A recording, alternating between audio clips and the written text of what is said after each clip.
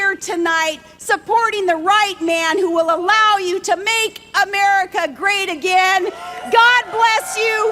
God bless the United States of America and our next President of the United States, Donald J. Trump. All right, ladies and gentlemen, you just heard Sarah Palin in Ames, Iowa, at a Donald Trump rally give her endorsement to Donald Trump. It was talked about throughout most of the day, and it has come to fruition live right here on Newsmax Television. Joining us now to talk about this is former advisor to Donald Trump, Republican political consultant, correspondent for the Daily Caller, editor of StoneZone.com, and author of The Clinton's War on Women, Roger Stone, and Ford O'Connell, Republican strategist and political analyst. Gentlemen, welcome. Roger, how important do you believe this endorsement from Sarah Palin is? I think within the microcosm of the Iowa caucuses, it's very important. Sarah Palin is still a golden brand with evangelicals who dominate that contest. She also dominated news coverage today, kind of blotting out the sun in terms of Ted Cruz, who is perceived to be slightly ahead in Iowa.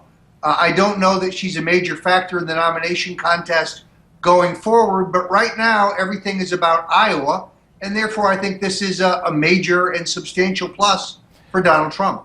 Ford, she's not stopping in Iowa. She's going to Tulsa, from what I understand, tomorrow with him, so she will do some campaigning on the road with him and in the South with him. So what's your take on this endorsement and what it means in Iowa and maybe going forward? Well, anyone who thinks Sarah Palin lost her touch might want to rethink that statement after that opening endorsement. Let's put it this way. Donald Trump's going all in Iowa, and he actually thinks that Sarah Palin may be able to move the needle. He may be right. I will say where Sarah Palin will help Donald Trump, particularly as he tangles with Ted Cruz, is with evangelicals, Tea Partiers, particularly in the rural areas. He might even help her right after South Carolina and Nevada. So she could be a very political, very important weapon over the next month for Donald Trump, particularly trying to combat some of the digs that Ted Cruz is taking at him. All right, folks, I want to point out to everybody that in a little while we're going to be taking your phone calls. You get to weigh in on what you believe this endorsement means. Are you happy with it? Are you? Does it not mean much to you? 877-NEWSMAX, 877-639-7629. So call in, line up, and we'll get to them. But I want to get back to Roger and to Ford. All right, so, it's interesting because Sarah Palin represents, well, I'll let Roger. Roger, what does Sarah Palin represent in Iowa? I mean, Donald is already winning with evangelicals, as he pointed out earlier in his speech before we came to the air, before he introduced Sarah Palin. He has quite a significant 42-25 lead with Presbyterians, according to the latest CBS poll.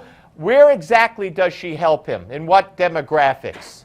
First of all, I think it's very important that polling in primary and caucus situations is always extremely volatile and notoriously unreliable. So although I believe very firmly that Trump is probably ahead at this point nationally, I think he's ahead strongly in New Hampshire and Iowa, New Hampshire and South Carolina, Iowa looks to be competitive. Sarah Palin is an anti-establishment figure, very much like Trump. She appeals, as Ford said, to evangelicals, Tea Party, right-of-center voters. On the other hand, it is significant that Terry Branstad, Iowa's governor, savagely attacked Ted Cruz today, which I think is not helpful. Cruz may be in a position here where he has peaked a little too soon. That has drawn attention to his Bush bona fides, to his wife's involvement with Goldman Sachs and her position on Wall Street, her membership in the Council on Foreign Relations. Iowa looks to me like it's going to be a mutter, right down to the wire.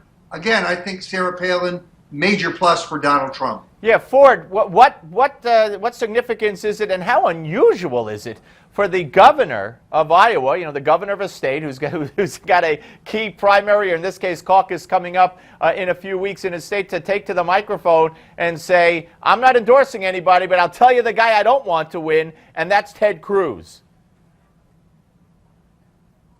Well, nothing in this cycle has gone according to the script. This is also a lot about the politics of ethanol. Let me say one more thing. If Ted Cruz does not win the Iowa caucuses, it may be very hard for him to win the nomination. And what Sarah Palin does, for those who are on the fence, she humanizes Donald Trump because she's talking about him as not being an elitist and being a family man. And in Iowa, trust me, that is extremely important. Yeah, no, Roger, agree with that? Yes, I really do. Look, I think that she is value added here. But I would remind you that Rick Santorum never led, was never even second place in any of the polling 4 years ago. And in the end, of course, we know that he won the Iowa caucuses.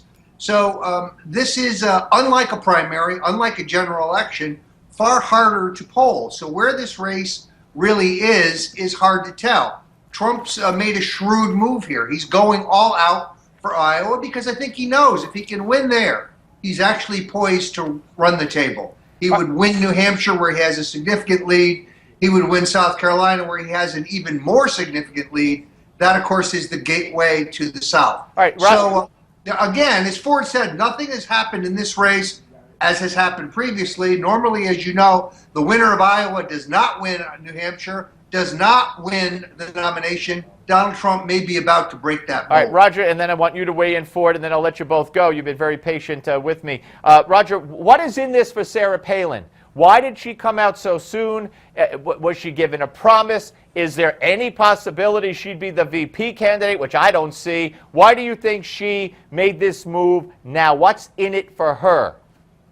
Well, first of all, Donald Trump has a warm relationship with her. He has defended her when others have attacked her. She is an outsider who has felt the lash of the Republican establishment, as Trump has. I think there's no chance that he takes her as vice president. I don't think she's angling for that, nor do I think she wants it. But she does become, as you point out, a very valuable surrogate for Trump in the western states, in the southern states, in rural areas, among evangelicals.